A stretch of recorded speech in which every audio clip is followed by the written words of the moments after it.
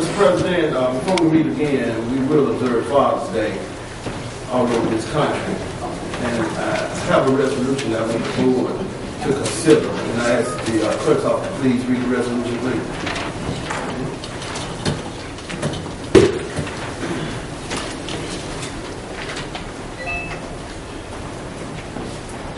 Resolution of the Hinds County Board of Supervisors acknowledging all fathers of Hinds County, Mississippi, and wishing them a very happy Father's Day. Whereas Father's Day is a celebration honoring fathers and celebrating fatherhood, fraternal bonds, and the influence of fathers in society. Whereas Sonora Dodd of Washington first had the idea of a Father's Day, she thought of the idea for Father's Day while listening to a Mother's Day sermon in 1909. Whereas we celebrate Father's Day in order to show fathers how important they are to us, how much they enrich our lives with their presence and add meaning and beauty to it. Whereas fathers are the pivotal heads of their households, doing just about everything for their families, from providing financial support and helping children with daily homework, to inculcating good values to his children and all that is required to impart warmth and comfort to their loved ones.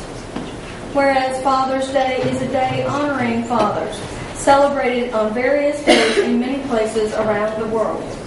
It is the day when you acknowledge your father's contribution in your life and pay tribute to him, often with gifts. Now, therefore, be it resolved that the Hinds County Board of Supervisors hereby acknowledge all fathers of Hinds County and wish them a very happy Father's Day. So resolved and ordered this the 3rd day of June 2013. So moved. It's been moved. Is there a second? I'll second it. It's been moved and properly seconded. All those in favor of? Yes. Opposed to? Motion passes. Mr. President, a young man in District 5, Mr. Elijah Jones, will be the District 5 Father of the Year. His wife died and left him with I think, 2 boys. Her name was Joe Mallory.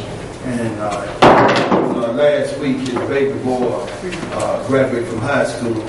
I think his oldest son has finished college. And we have so many outstanding, great fathers out here.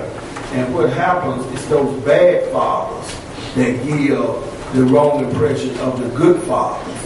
And we just want these fathers to know, keep up the good work, and we understand that there are great fathers out here. Thank you so much, Mr. President. Okay, continue, please. Thank you. Mr. President, I have a family here, and I need legal to help us. The family of Mr. Joe Albert Johnson. The father is here now. The mother can't, can you walk it off? She's in a wheelchair. I don't know if she's going to be able to come. Can you get a microphone? Tell her the mic's not. They won't reach that far. It's all right. If you would just, can you come to the podium and just state your name? And while he's coming, Mr. President, I'm going to just try to give a background to this situation. Because we had on the agenda some time ago about the state hospital. And the state hospital, we were the only last state that used to house people with mental illness on a continuous basis. And somewhere down the line, someone filed a suit against the state of Mississippi, and now I think the max is 90 days. So now you have a lot of people with mental illness that's out on the streets, that's being abused and misused by other people. And it should be a crime, but I don't know if it is not. But anyway, this young man, their son, they have all the medical records. He's been to Whitfield. He's on all kind of medicine. He go to our place on Highway 80. Someone took him, probably someone that knew him and knew he wasn't all the way there, as we say in our neighborhood, and had him to cash a check. Now, what we're just asking, legal, is that until his trial come up, to have him on house arrest, even with the ankle bracelet. If something would happen to him in that jail, we're going to be liable. And we are concerned about his health, that we asked, and I know Judge Green came to us months ago about people with mental illness in jail, that you were trying to get them on house arrest. And this is one of those situations. and I asked them to come so they can talk to this body, so everybody knows this is legitimate. They brought all the medicine that the young man is on, and I let Mr. Stewart, the father, started off. Mr. Stewart. Yes, ma'am. How y'all doing? Okay, state your name, please. Okay, my name is William Stewart. My son's name is William Johnson. He out mentally ill. He at the Raymond Detention Center. He's been down there probably for 2 months now. Okay. All right. Mother, what do you want to say about his condition and what he's saying? You tell us how you know he's mentally ill. He's been like that ever since he was little boy. Oh, yeah. Has he been to Whitfield? He done been to Whitfield about 3 times. About 3 times. He was in a program. He was on his way to school That's right.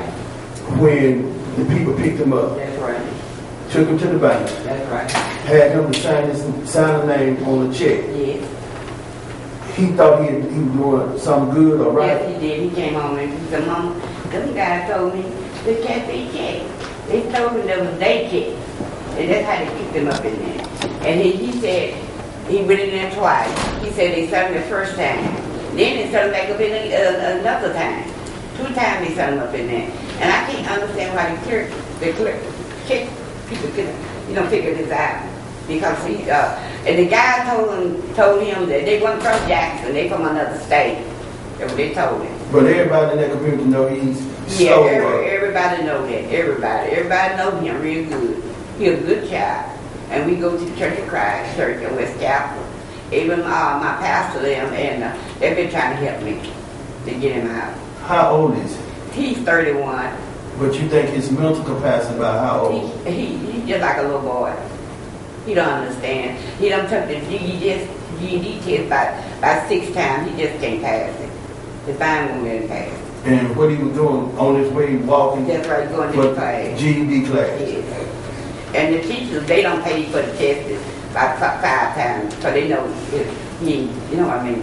That's because he wants that GED so bad, but his mind won't let him pass. He got a social worker also. Yes. And the social worker's name what? Darren Scott. And he's saying he's mentally unstable also. Yes. Okay, now the first time he got like that, they carried him he went to the state hospital, and they picked him up again. And when they picked him up, he was in St. Dominic. They picked him up at the court, got him from the hospital and carried him to the jailhouse down here. Then they sent him to Raymond, and from Raymond they sent him to the state hospital. And when he got out, we thought that it would drop, but they said he probably when he come from the state hospital, he probably went back to jail, but he had to go back to the hospital. He's been in the hospital all the time. He just stayed in the hospital so many times. If he's able to be on house arrest, would y'all make sure that he's in the house, he wouldn't go wander off and all those kind of things? Travel. He loved to travel, to be honest. He loved going to school and stuff. Yeah, that's what he did. That was He loved to travel. traveling to church. That's what he did. They're going to put some restrictions on him. Would y'all adhere to those restrictions? Yes, we have to. Mr. President, could I ask the legal department open lines of communication? Make sure you talk to these before they leave and open lines of communication with.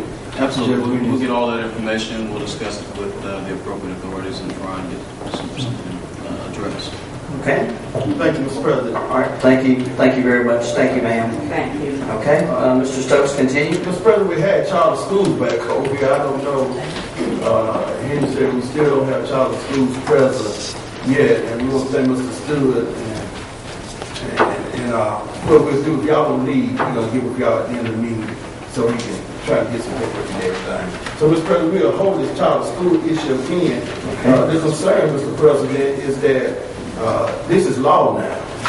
And by being law, we need to hear from the state of Mississippi as to the if, ands, and what's going to take. And I understand, and probably we can get a copy of the legislation from legal to help give us something to read, because I understand it's only for the D and F school districts. But we want to make sure that we know the ins and outs of this charter school bill. Finally, Mr. President, I'm sorry. I have number one, Mr. President, for the conference on Biloxi, June 16th through 21st. The master change because they said we got a meeting on the 17th. And I was going to be there the 16th, but I hope so about it. I know y'all went through all kinds of things to get it done, but we have changed. But I so move, Mr. President, that the approval of my travel to Biloxi for the Mississippi Association of Supervisors. Okay, it's been moved. Is there a second? That includes all supervisors. I'll second it. It's been moved and properly second. All those in favor of? Yes. Opposed to? Motion passes. Mr. President, I think Ms. Traveling by, I'm sorry. Traveling by personal vehicle, Ms. Calhoun made the request for all supervisors right. to be included in that particular motion. Amended to that motion. And I don't think anyone will disapprove of that. All right, continue, Mr. Stokes. Mr. President, I was going to discuss Old Captain Green and the Western Hotel, and I did not tell the clerk to get the one for Western. I just hold that item to the next meeting, Mr. President. Okay. Thank you. Thank you very much. We'll now continue our printed agenda by going to the county administrator. What do you do with Mr. Fairlight? Okay. Thank you, Mr. President, board members. There are no unclaimed bodies for your consideration today. Next, we have Mr. Dan Gibson, Risk Management Consultant, with one item for your consideration. Okay.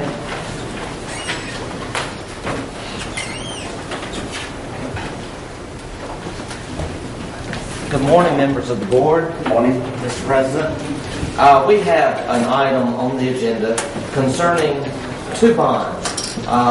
Mississippi law requires that these bonds be enforced, and they had traditionally been with an agency in town, the Hyden Garland agency. I believe they are located in Flowood. The bond that I would discuss first is the Justice Court bond, and it is in the amount of $25,000. It is to take care of anything that would develop in the Justice Court of Hinds County of a criminal nature. It is required by law. It renewed on May 20th. These have been in place traditionally in 3-year increments. This particular one, you can either renew it for a 1-year increment of $600 or a 3-year increment of $1,800. And it would be subject to the board as to who the agent on this bond would be. This bond is written through the Travelers Insurance Company. Okay. What's the pleasure of the board? So moved. It's been moved. Is there moved and properly second? All those in favor of? Yes. Opposed to? Motion passes. Is there an agent that you wish to declare? I'd like to make a motion for Matt Thomas. Second. It's been moved and properly second. All those in favor of? Yes. Opposed to? Motion passes. Mr. President, Mr. Stokes? I want to thank the clerk for showing me the additional agenda items. I had one on there about public works in the flatbed. What we were trying to do, Mr. President, and for people who don't know, Miss Peaches, that Peaches restaurant is, I didn't know that was Are you finished? Will you have another issue? I had one more item that I can wait on the supervisor. There's no problem. Okay, Miss Peaches is 89, had a triple bypass, and we were trying to do a buy-in and try to get people to support her business. We were going to try to do some live entertainment. That's why we had the flatbed, but there's like something else had come up, and Mr. Friedman's always wanted us to put it on there and vote on it, so that's why I didn't bring that item forward. But I will send out a memo if we're going to still have it Saturday, because we're trying to do something for while she's here, let me say it like that, because 89 and go through triple bypass, she's a strong woman. She'll be here to God ready for her to come on. So that's why we had this item on the agenda. Thank you, sir. Okay, all right. Thank you, Supervisor. Thank you, Mr. President. The second item is a bond that we actually have not received the renewal on yet, but it will be coming shortly. The bond is $179,000 bond. It is for the Mississippi Employment Security Commission. It is a Mississippi Employment Security Bond. It is required by law, and the amount is set by the state based on the unemployment insurance liability for the county. This bond has traditionally been with the Hyde and Garland firm. It has, I believe, just renewed year after year. I believe the premium is $26.85. I believe that premium is likely to remain the same. If it should change, I will inform the board, but we don't want any lapse in this bond. As I stated, it renews on July 1st, but I would want to know your intention to renew the bond and who the agent would be. Okay? What's the pleasure of the board? Move for approval. It's been moved and properly second. All those in favor of? Yes. Opposed to? Motion passes. And who would you declare the agent to The be? same agent, I guess, that we've already used, unless someone has something different, because they've apparently done a very good job with it. Okay. Yeah. You would leave it then with Hyde and Garland on this particular. Okay? Continue on, please. That is all I have for you this morning, Mr. President. Okay, Mrs. Davis? I think you may need to make a motion for that. Okay. Agent of record, I so move that we continue with the same agent of record. Which would be Hyde and Garland. Okay. Thomas, Is there- He can. It is with Travelers. It can be whichever agent you want it to be. Okay. Would you like to make a motion? Yes, sir. I move we go with Matt Thomas, please. Okay. Is there a second? I'll second it. It's been moved and properly second. All those in favor of? Yes. Opposed to?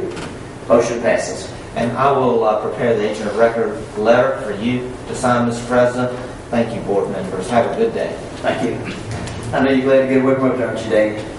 Thank you. Good. I had the easiest time of the morning. Thank you for that. Okay, Mrs. Davis, continue, please. Thank you.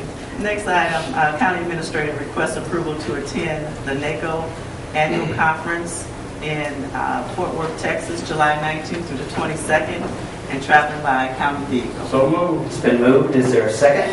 Second. It's been moved and properly second. All those in favor of? Yes. Opposed to? Motion passes. Okay, thank you. There are no personnel matters. I'll move to Mr. Williams' Human Capital Development, just to verify no items. No items before the board today, and that brings us to Purchasing Department. We have Ms. Latasha House to present one item for your approval. Hi, Mr. Lucas. He's doing better. He's at home. Mr. President, fellow board members, good morning, how are you? Good morning. I'm here this morning, we are on receipt of a $483.98 invoice for goods received by C-Spine from the Hinds County Youth Court. These funds are available out of the Youth Court's budget code 001-172-5933. These services did not have a purchase order issued. Since our services were received, the board is requested to reject payment of this invoice, and with your permission, I will procure a court order from the court authorizing payment. Okay. It's been moved. Is there a second? I'll second. It's been moved and properly second. Discussion from Mr. Fisher. Who is the biggest offender of not issuing a purchase order? That could be several different departments. I mean, why is this an issue? We seem to get a lot of them out of youth court. Why is that an issue? Who doesn't understand the process? A lot of people. Okay, what do we need to do to get them to understand the process? What needs to happen? Because it is absurd. The department heads or elected officials need to be truly explained what is the process, what their employees must know, what they need to go through, what they can and cannot do.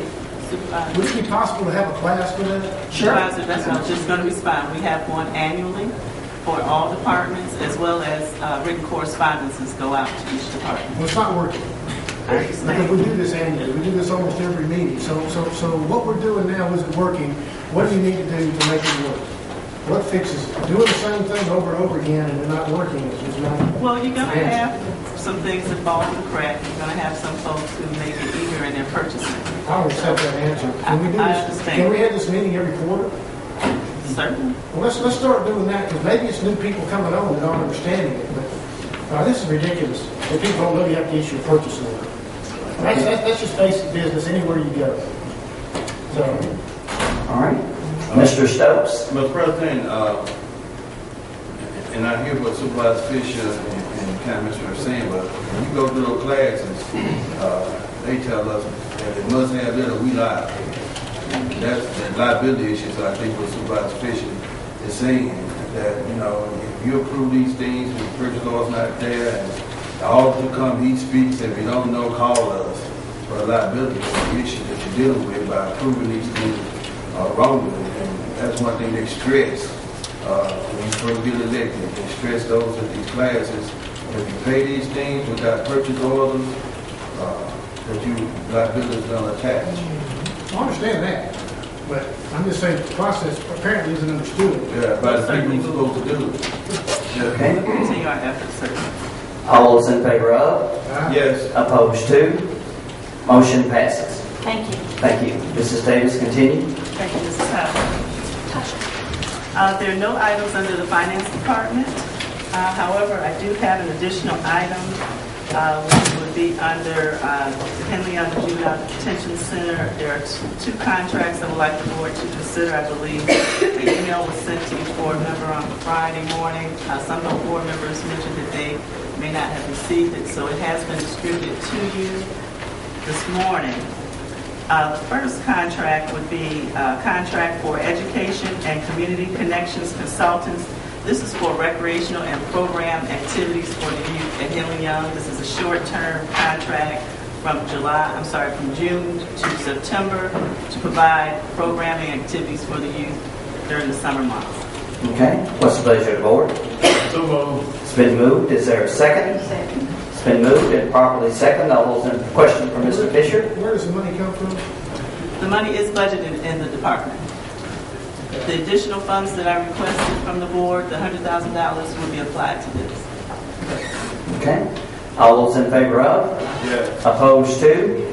Motion passes. Mrs. Davis, continue. Mr. Stokes, how did you vote? Yes. He voted. Thank you. Thank you. Second, I want to request or ask the board to rescind the previous approved Comcast contract that was brought to you on November 6th. Since that time, we've had the installation of the service. Comcast came and indicated they required additional installation costs, which was too extensive. So we would like to rescind that contract, and in place of that, after you take consideration of that action, we will request approval for a contract for DirecTV to provide the same type of programming. Okay. What's the pleasure of the board? So moved. It's been moved. Is there a second? Is there a second? This is to rescind the Comcast contract first. All right. I'll second. I think I have a quick question. How much extra stuff, how much was the cost involved for the extra? $100,000. Okay, good enough. And DirecTV doesn't have that? No, we made sure when they came to assess the product and services that they guaranteed us there would not be extra installation fees. Now, the $100,000, is it budgeted? Is it in here? We're asking to rescind the Comcast contract because we do not want to pay the extra installation fee of $100,000. Okay. All right. All those in favor of? Yes. Opposed to? Motion passes. Now you have an additional motion? Yes, I request to or ask permission for a contract to be approved for DirecTV programming at Henley Young Juvenile Justice Center. So moved. It's been moved. Is there a second? I'll second it. It's been moved and properly seconded. All those in favor of? Yes. Opposed to? Motion passes. Thank you, and that concludes the agenda items under County Administrator. Okay. Thank you very much. We'll now move to Mr. Tony Gaylor, Court Attorney. Oh, I'm sorry. Supervisor, you're correct. I do have a 1 minute insertion. However, no action is required from the board. Okay. Thank you, Supervisor Kelly. Good morning. Good morning. I think it's still morning. Yes. Yes. The first matter that we have before you, we may get some assistance from the EDA, Blake Wallace, on this matter. But the first matter is the matter of a resolution from the Board of Supervisors for Hinds County that would basically determine that the district project, which is the retail project at Eastover, would be eligible for a public hearing to be conducted in connection with a proposed tax increment financing plan. Okay. And you may have seen this project as you drive along 55, but what this resolution basically does, it basically says that they may be eligible for this type of financing, but a public hearing will be conducted. And then from that point, several other resolutions would have to be adopted and numerous other documents would have to be created. And it would be an agreement, an interlocal agreement between Hinds County and the City of Jackson, and a number of different things would have to get done. But this would be basically the first step along the way. Okay. Question, Mr. President, I'm sorry. Question for Mr. Stokes. We were talking on the side now. Again, this district project, do we have anything that we can look at, that we can view? I guess that we can have, I think everybody wants one. Now, what's all going to be included? Mr. Gaylord? Well, I think, not only is Blake here, but they also have a representative here from the company. And I would just state that right now the documents state that it's a project that would be roughly $80 million. It's going to include an office park, some retail, proposed movie theater, etc. Blake could probably expand on that as well. What they asking us for? Mr. Stokes, if you look at the last page, it will give you a layout of the proposed development.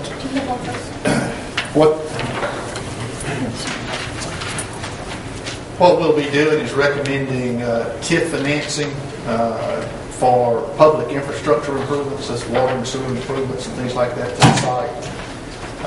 Today, all we're asking for is approval to move forward with a resolution to have a public hearing. But we can give you all of the numbers. Like on this, it's the total project cost is going to be $80 million. The incremental difference in tax that will be created, you can see on the first page, on the city side is $430,592. The county is $276,995, and the school system will get $556,438. They're going to have 56,000 square feet of retail space, 32,000 square feet of restaurants, 112,000 square feet of office space, a 20,000 square foot theater, and that'll be probably in the neighborhood of 6 to 8 screens. There'll be a bank on the location, as well as 220,000 square feet of residential units as well on the upper levels. And then you have some surface and structured parking within the development as well. It'll create 112 full-time jobs with annual payroll of $3,725,000. During construction, it's going to be substantially more. The payroll is expected to exceed $30 million during the construction phase. And retail sales are estimated to be $50 million annually from the project when it's built out. My only question is, and I see more and more of these coming up every day, and over the years, they used to have their own money. Now, most of them come, they don't have any money. They come to government to either bag it or get behind it or do this and that. In the old days, they used to go to the bank, had their own money. And I can understand a tip. I can understand that we giving up our money in terms of infrastructure. I can understand that, and I understand the city's giving up sales tax. But do they have their money? Do they have some finance? Yeah, they're not asking for financing other than the TIF just to do the public infrastructure. They got enough money in the bank and now I'm crediting that this is going to be a reality. Well, they're looking to try to start tearing down the buildings by the end of the year. And they'll do it in 3 phases. So the first phase is going to include the hotel, the residential units, and office space included in that. What kind of hotel? Can you say that? Well, We'll come to the podium and just give us your name. Introduce yourself. All right.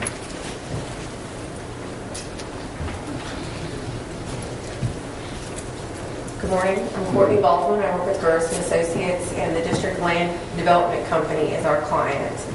And there is a hotel franchise that they have contracted with at this time. I don't know that if publicly I can give the name, but that has been secured. It has been, so it's not a fly-by-night. No, sir. It has been secured. And we don't have to worry about after 3 or 4 years, they're going to sell it to somebody out of the land. They got prostitutes and all that next stuff on the right. Hopefully not.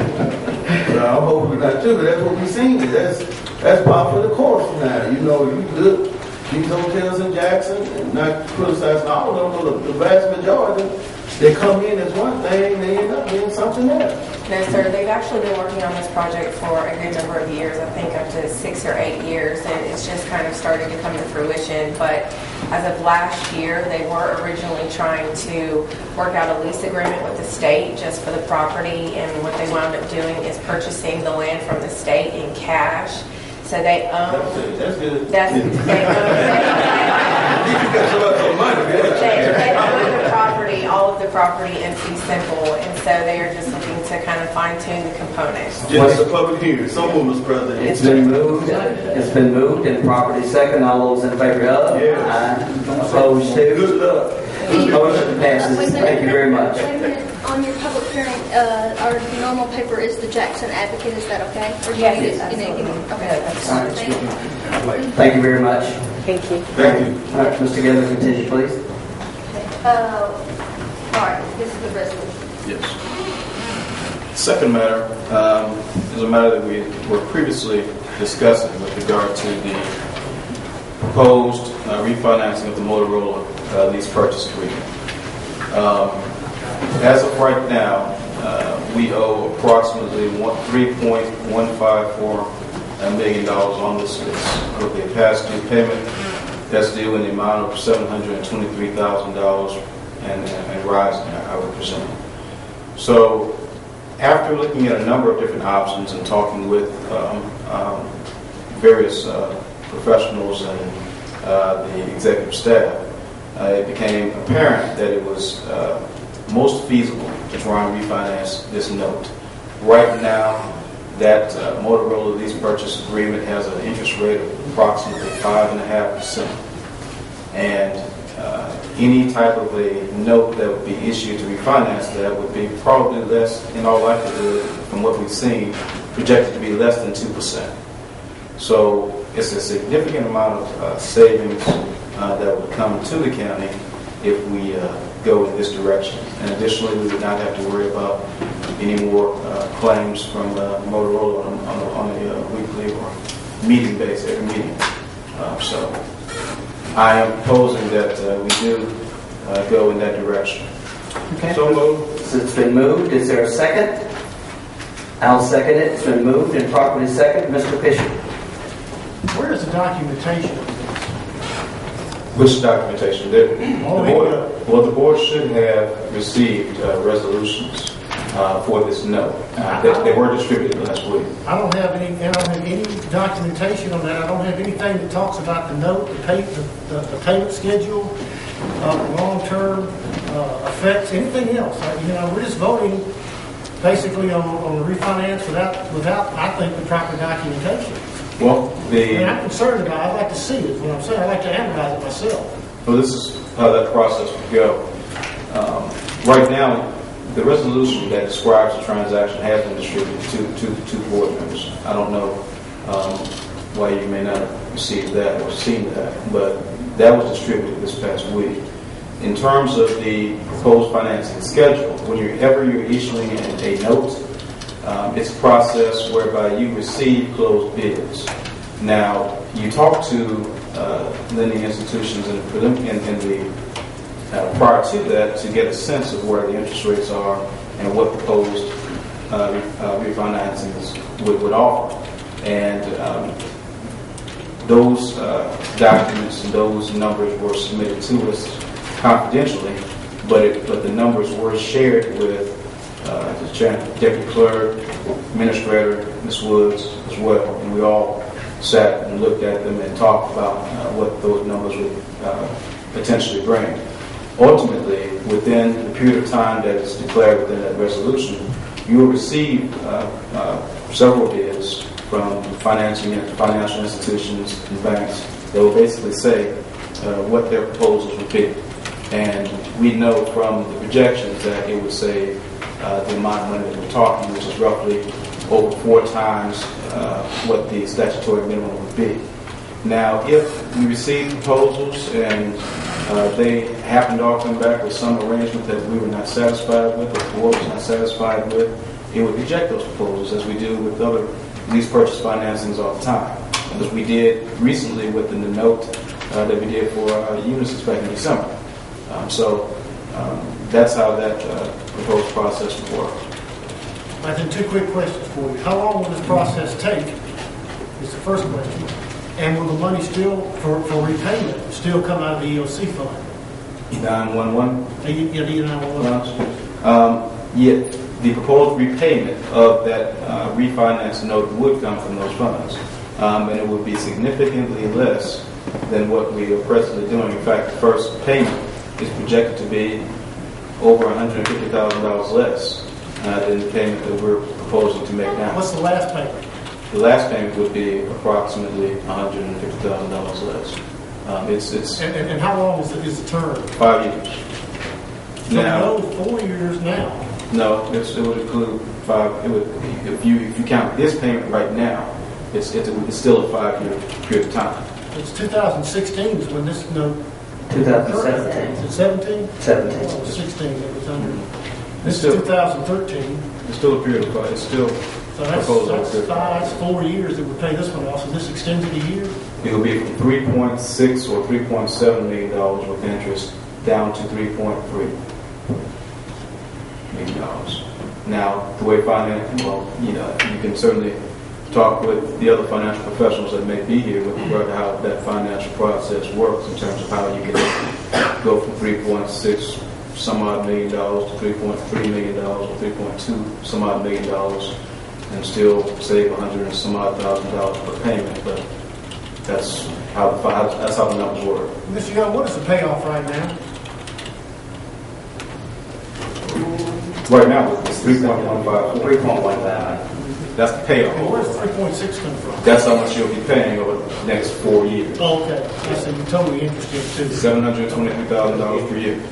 Okay. But we still haven't paid the note that we owe. That's correct. So we're still in arrears for that. So how long would this process take? Oh, about a matter of weeks. 2 weeks? Not 2 weeks, but 6 weeks? no, less than that. This is about a month. Less than a month, actually. This is a note process. A note is much shorter than the other types of financings you could do. Specific statute that allows you to do it in a very expeditious manner. Okay, now, the last question is, I'm just trying to get legal clarification here. I don't want to end up responsible for anything we've done wrong. Okay? Correct. What is is this something that you've done, or Ms. Davis has done? Has this been done by an outside contract? With the documents that would be prepared. Whatever y'all done, whatever goes on. Is this within any contracts that we have out there? The individuals who were involved in discussing this present potential financing included the deputy clerk, Ms. Davis, Ms. Woods, myself, as well as Mr. Bingham, as well as Supervisor Graham. Okay, so Malachi was involved. Do we have a contract with Malachi that states that everything's good? I mean, I've heard we do, I've heard we don't. I've never seen it. I don't know. I just want to be sure. That's what I'm asking. But at the end of my presentation, there is a minute insertion that would be included as well. That would have included the vote that was taken that took place on February 19th. The minute insertion I have here is an irrevocable agreement between Hinds County and Jackson Public School District regarding resurfacing of Jim Hill High School. There should have been a minute insertion which included the contract that was distributed to you this past week, to all of you. That's not the minute insertion I have. Excuse me? Under your name, under minute insertions, I have interlocal agreement between Hinds County and Jackson Public Schools. It should have been included as a minute insertion, that contract, that specific contract, because it was distributed to you all this past week. Wouldn't it be somewhere else? Was it written in? I Added somewhere? Submitted for Virginia. Yes, it's supposed to be on there as a minute insertion. Additional items are Mr. Stokes' discussion about a flatbed truck and Ms. Davis' discussion about contract approval for Henley Young. It's been submitted to the Chancellor Clerk's office. I have it, yes, sir. Okay. I do have it, but right now it's not on the agenda. Right, what we'll do is it can be placed on the agenda under other business if you want to go ahead and continue. Regular meeting. Okay, we can do that. If you want to go ahead, let's handle one issue at a time, and then we'll come back to that issue. Mr. Wiggle, if Mr. Fisher is finished, then we'll go to Ms. Calvin. What he's referring to is the contract that has been drawn up to get Malachi to represent the county in developing a comprehensive financial plan. And in that contract, it includes language that says that Malachi shall become the financial advisor to the county for any related issuance of general obligation bonds. And the thing that's concerning is the fact that none of this discussion has taken place with this board. And I want to do things according that are legal. But this board has not, up until today, brought forth this information. Another concern that I have is respected board members have been discussing consolidating this same debt in with purchasing a new communication system, which would actually be consolidated with the purchase of a new, the amount that you're talking about would be consolidated with the purchasing of a brand new system. So we have a system that is obsolete, it's about to fail. So we need to purchase a new system. Why create two debts? Why create a debt of refinancing the amount owed when that amount can be consolidated in with the purchase of a new system? Also, this board had begun, and I recognize there's a new administration soon coming with the city of Jackson, but this board had begun to work, collaborate with the city of Jackson to go on their system, so we both would be compatible. And it appears now what you're attempting to do is erase all of those talks. No, I've been involved in those conversations as well. I would say this, two things. One, with regard to the collaboration that's proposed to be done with the city of Jackson, those talks would be ongoing, and they're as instructed by the board. Now, the board would have to make a decision at some point, but you're talking about a relatively complicated process in terms of whether or not you're going to go with one system over another system and what all that's going to mean. And then there's a financing aspect of that would go beyond what's included within the systems itself. That's going to involve your EOC director. That's going to involve whatever representatives the board chooses to put within those conversations. But the conversations that we've had thus far have indicated that it is a relatively complicated matter, but the board's going to have to make some decisions in terms of what it wants to do. Now, the additional wrinkle now is that you do have a new administration that's coming in place, and we will have to have those conversations with them as well to make a determination in terms of whether or not they want us on their system, or if we want to, or if the board wants to go in another direction or what have you. So we're talking about time. And right now we have, as you know, a $723,000 payment that's due now, that's past due. And there's an opportunity to recapture savings right now on that. But that does not preclude us from doing a financing that would include that as well in the future, if the board chooses to do so, if the numbers are what they need to be. But it's just a matter of numbers. My point is that we have the opportunity to consolidate that debt in with the new system and pay less than what we are paying now with the consolidation.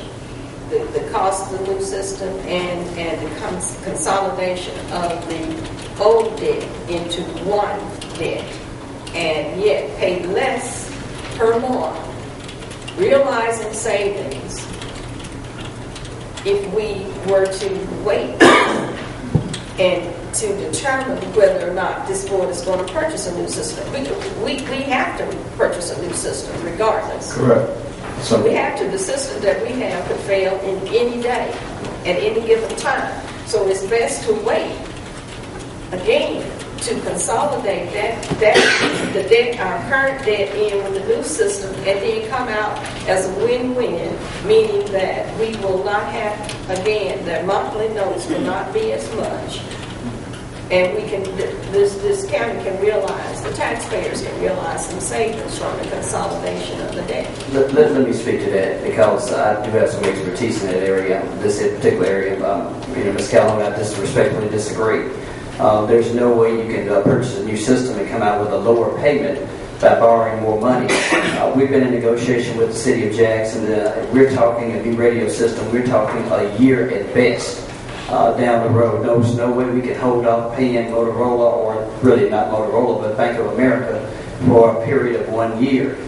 We've also been given some information that has not been completely accurate by the people that we're actually dealing with. So there's no way that you can purchase a radio system, roll the amount of money over into that. Of course, naturally, both vendors want us to roll the money over because they stand to secure our purchase. But I don't think that we need to get locked into one individual when we don't even know what we're going to buy. We don't know what we're going to purchase. And as I stated, we've been in contact with the city of Jackson, and they've given us a little information that's not quite to the benefit of Hinds County. So we actually could be losing money by just rushing into trying to get a radio system without knowing what we're trying to do. I've dealt with this a long time, and I've looked at it. I've talked with the city of Jackson. I talked with both vendors, and if we started today, and that is moving on a fast track, we would not have a radio system in place for a year.